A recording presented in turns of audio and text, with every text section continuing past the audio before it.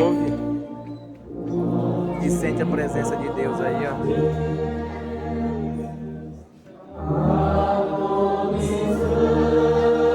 A comunhão e a fé no nosso Deus.